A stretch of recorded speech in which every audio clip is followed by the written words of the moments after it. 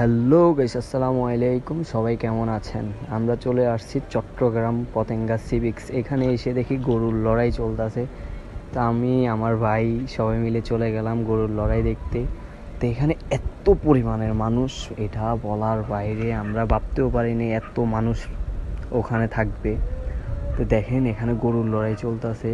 এখানে অনেক প্রকারের গরু আছে আর এত পরিমাণে দর্শক বলার বাইরে। দেখেন এখানে ছাদে পর্যন্ত মানুষ, মানে চারোদিকে শুধু মানুষ। কি দেখবে? গরুর লড়াই দেখতে আসছে সবাই।